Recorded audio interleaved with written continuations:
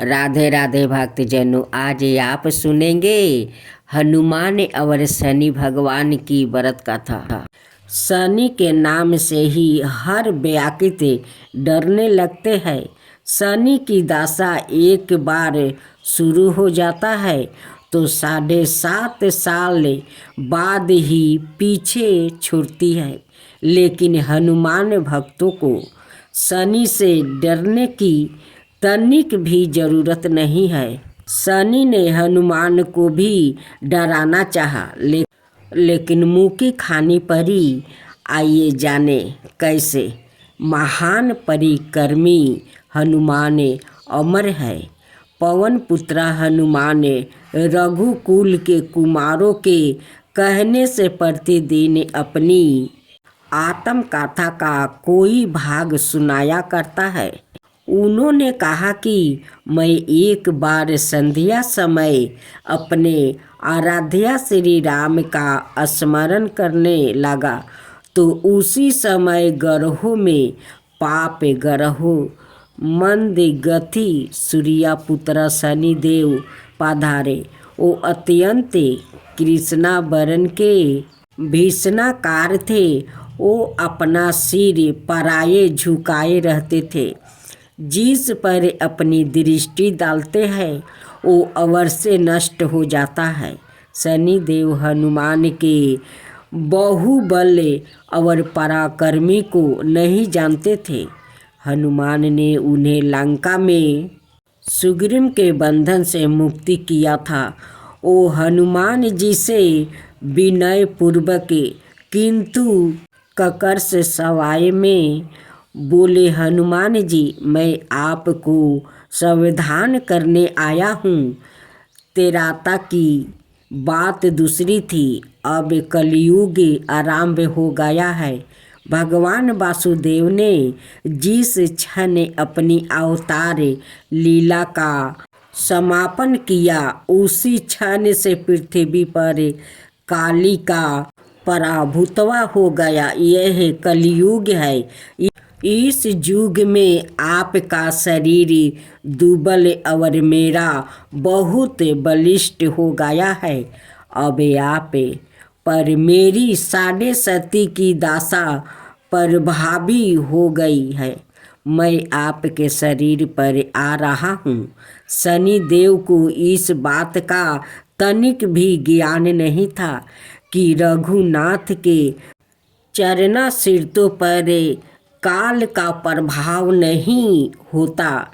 करुणा निधान जिनके हृदय में एक क्षण को भी आ जाते हैं, काल की काल वहाँ समर्था निष्फल हो जाती है। प्रबंध के विधान वहाँ प्रभुहीन हो जाते हैं। सबर समर्थ पर ब्रह्म के सेवकों का निरंतर संचालन पोषण प्रभु ही करते हैं।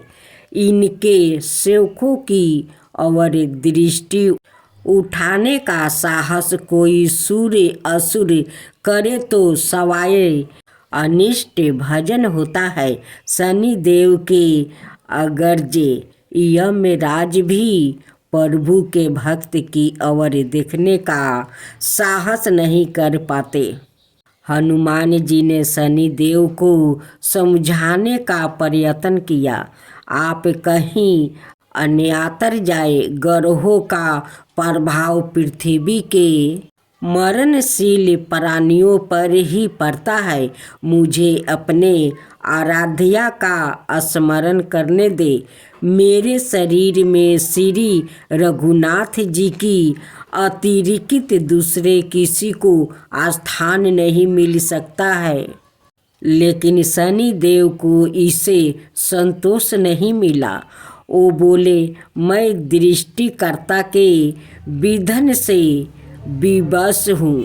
आप पृथ्वी पर रहते हैं, अतः आप मेरे प्रभुत्व क्षेत्र से बाहर नहीं है। पूरे 22.5 बरस व्यतीत होने पर 7.5 बरस के अंतर से 1.5 बरस के लिए मेरा प्रभाव प्राणी पर पड़ता है, किंतु यह गौण प्रभाव है आप पर मेरी साढ़े सती आज इसी समय से प्रभावी हो रही हो। मैं आपके शरीर पर आ रहा हूँ, इसे आप टाल नहीं सकते। फिर हनुमान जी कहते हैं, जब आपको आना ही है तो आइए। अच्छा होता कि आप मुझे वृद्ध को छोड़ ही देते। फिर शनिदेव कहते हैं, कलयुग में पृथ्वी पर देवता या उपदेवता किसी को नहीं रहना चाहिए। सबको अपना आपस सुरक्षा में लोक में रहना चाहिए। जो पृथ्वी पर रहेगा वो कलयुग के प्रभाव में रहेगा और उसे मेरी पीड़ा भोगनी पड़ेगी। और ग्रहों में मुझे अपने अंगर्ज यम का कार्य मिला है। मैं मुख्य मारक ग्रह हूँ और मृत्यु के सबसे निकट वृद्ध होते हैं। अत मैं वृद्धों को कैसे छोड़ सकता हूँ। हनुमान जी पूछते हैं, आप मेरे शरीर पर कहाँ बैठने आ रहे हैं। शनिदेव गर्व से कहते हैं, प्राणी के सिर पर। मैं 2.5 बरस प्राणी के सिर पर रह कर उसकी वृद्धि विचलित बना रखता हूँ। मध्य के 2.5 बरस उसके उत्तर में स्थित रहकर उसके शरीर को अस्वास्थ्य बनाता हूँ। अंतिम 2.5 बरस पैरों में रहकर उसे भटकाता हूँ। फिर शनिदेव हनुमान जी से मस्तक पर आ बैठे तो हनुमान जी के सिर पर खाज हुई। इसे मिटाने के लिए हनुमान जी ने बड़ा पर्वत उठाकर सिर पर रख लिया। शनिदेव चिल्लाते हैं, यह क्या कर रहे हो आप। फिर हनुमान जी कहते हैं, जैसे आप दृष्टिकर्ता के विधना से विवश है, वैसे ही मैं भी अपने स्वभाव से विवश हूँ। मेरे मस्तक पर खाज मिटाने की यही उपचार परिस्थिति है और आप अपना कार्य करें और मैं अपना कार्य। ऐसा करते ही हनुमान जी ने दूसरा पर्वत उठाकर सिर पर रख लिया। इस पर शनिदेव कहते हैं, आप इन्हें उतारिए, मैं संधि करने को तैयार हूँ। उनके इतने कहते ही हनुमान जी ने तीसरा पर्वत उठाकर सिर पर रख लिया तो शनिदेव चिल्लाकर कहते हैं, मैं अब आपके समीप नहीं आऊँगा। फिर भी हनुमान जी नहीं माने और चौथे पर्वत उठाकर सिर पर रख लिया। शनिदेव फिर चिल्लाते हैं, पवन कुमार तराही माम ताही माम राम दूते अंजनी यम नाम मैं उसको भी पीड़ित नहीं करूँगा जो आपका स्मरण करेगा। मुझे उतर जाने का अवसर दे। हनुमान जी कहते हैं, बहुत शीघ्रता की, अभी तो 5वां पर्वत शिखर बाकी है। और इतने में ही शनि मेरे पैरों में गिर गया और कहा, मैं सदाए आपको दिए वचनों को स्मरण करूँगा। आघात के उपचार के लिए शनिदेव तेल मांगने लगे। हनुमान जी तेल कहाँ देने वाले थे। वही शनिदेव आज भी तेल दान से शांत होते हैं। आज आप सुनेंगे अगहन मास की रविवार व्रत कथा और ब्राह्मण ब्राह्मणी का खूब सुंदर एक कथा। इस कथा को आप जरूर श्रवण करें। सूर्या भगवान का कृपा से आपका घर धन धन से भर जाएगा। रवि देवता भी आप पर बहुत प्रसन्न होंगे और आपको सारे मनोकामना पूरा कर देंगे। सूर्या भगवान और ब्राह्मण की कथा। एक गांव था, उस गांव में एक ब्राह्मण और ब्राह्मणी रहा करते थे।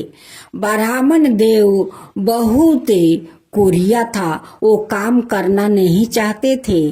वो बस सूर्या भगवान को पूजा करता और जाकर घर के अंदर सो जाता। ब्राह्मणी कहती कि हे ब्राह्मण देव, अगर आप बाहर नहीं जाएंगे तो काम कैसे करेंगे और हम लोग का भोजन कहाँ से आएगा।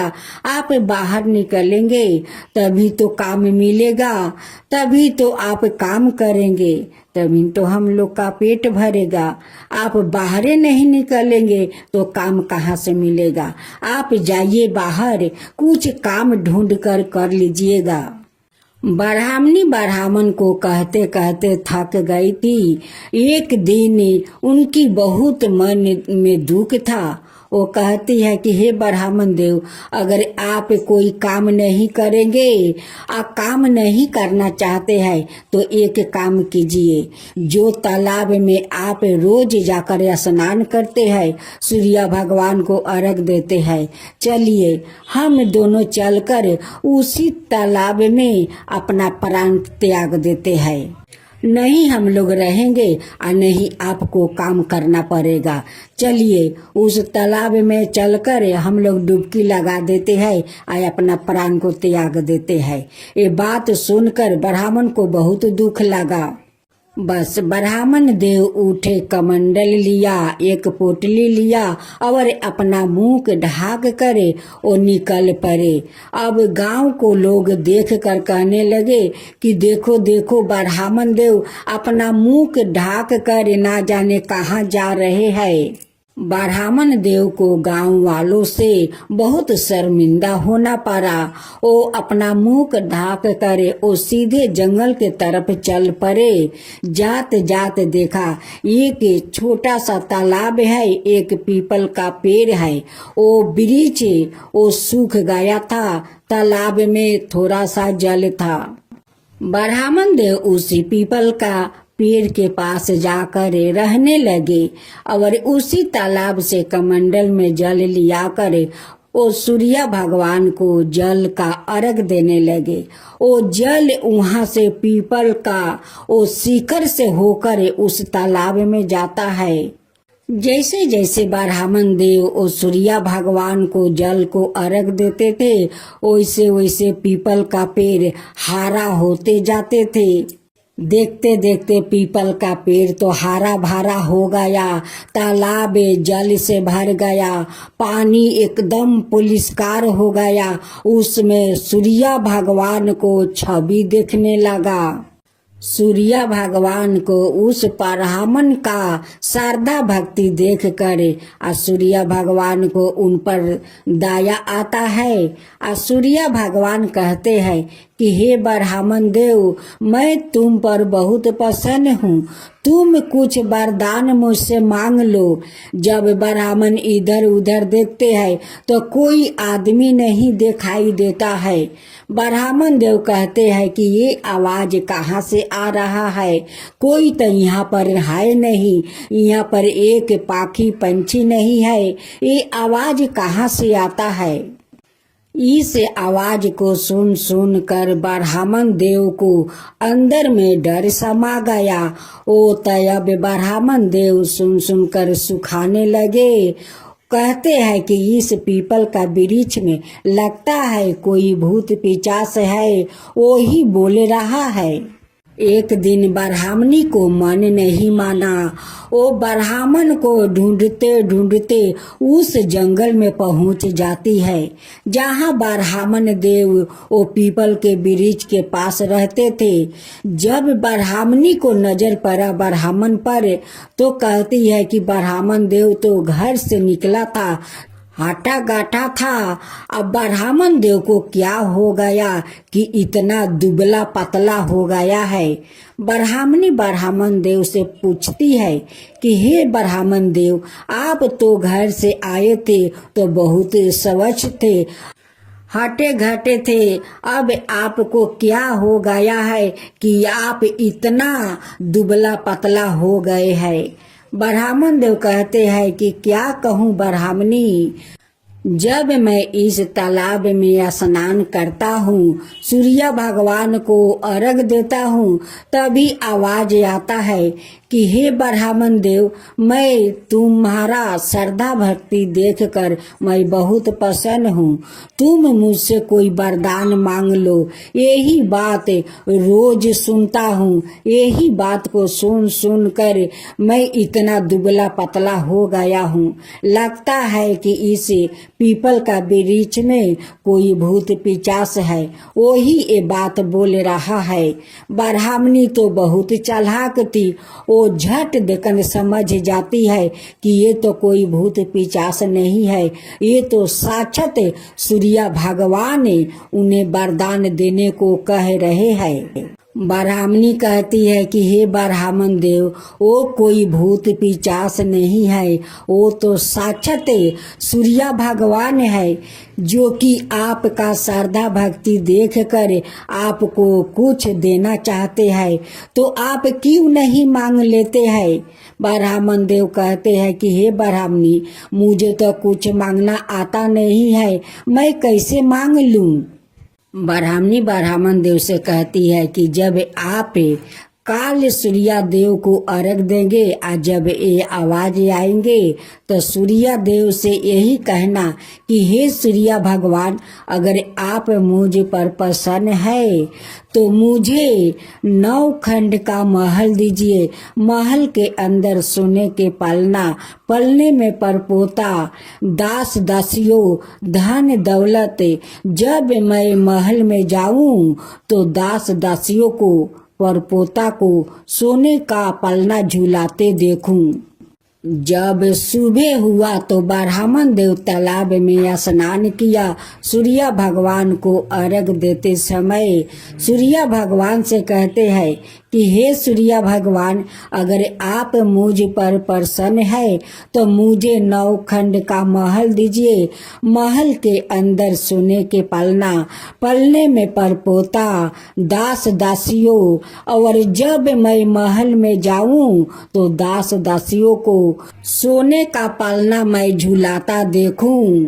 तब सूर्य देव कहते हैं कि हे ब्राह्मण देव, आप तो देखने में भोले भाले लगते हैं, बड़े सीधे साधे लगते हैं, लेकिन आप तो एक बार में सब कुछ मांग लिया।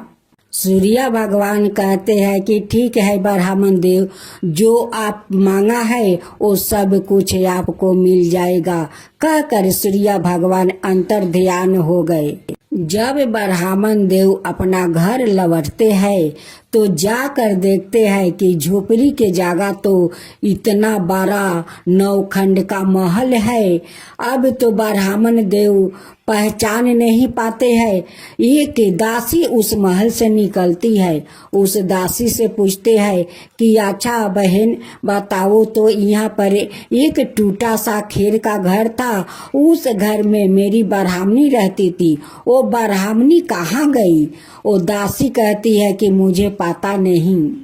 वैसे ही ब्राह्मणी उस महल से सजे धजे उस आभूषण में निकलती है। कहती है कि हे ब्राह्मण देव, ये आपका ही महल है, आपका ही ये भक्ति का फल है, जो सूर्य देव आप पर प्रसन्न होकर ये 9 खंड का महल दिया है। ये सारे धन दौलत, ये सारे दास दास आपका ही भक्ति का फल है। सूर्य देव आप पर बहुत कृपा किया है कि आपको इतना सारे धन दौलत 9 खंड का महल दिया है। उसी गांव में एक राजा था। जब राजा का पता चला कि उस ब्राह्मण को रातारात्रि 9 खंड का महल, इतना सारे दास दासी धन दौलत कहाँ से आया, राजा अपना नौकर से कहता है कि जाओ ब्राह्मण को बुला कर लाओ। नौकर आता है और कहते हैं कि हे ब्राह्मण देव, आपको महाराज जी बुलाया है। ब्राह्मण देव राजा को दरबार में जाते हैं।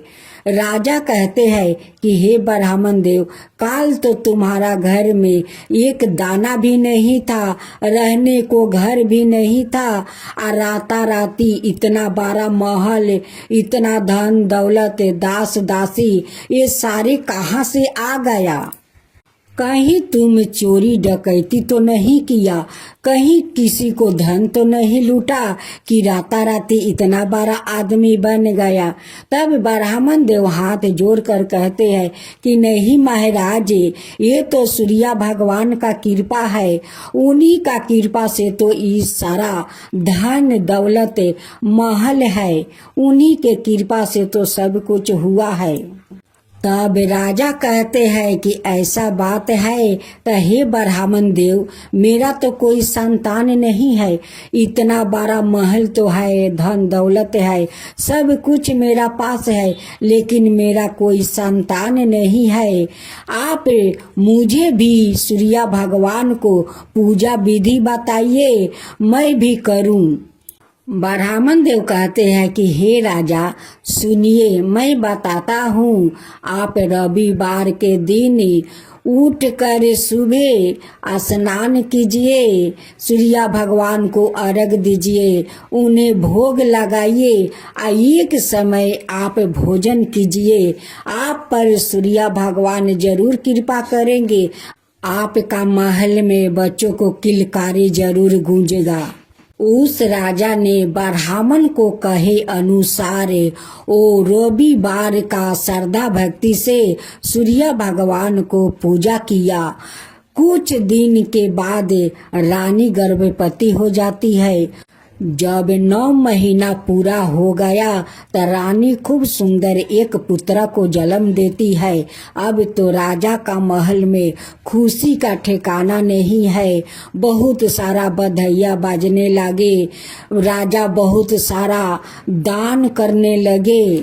उस राजा ने सारे गांव में ढिढोरा पिटवा दिया कि आज से रविवार के दिन सभी ने स्त्री पुरुष सूर्य भगवान को श्रद्धा भक्ति से पूजा करे, सूर्य भगवान सभी को खुशियाँ भर देंगे। उस दिन से सारे गांव वालों हर रविवार को व्रत करने लगा। तो हे सूर्य भगवान, आप जैसे उस ब्राह्मण को धन दिया वैसे ही सबको देना। जो कहानी कहे, हुंकार भरे, जो सुने, उन सब के ऊपर कृपा करना। हे सूर्य भगवान, सबके ऊपर कृपा करना। सूर्य भगवान की जय हो, सूर्य भगवान की जय हो।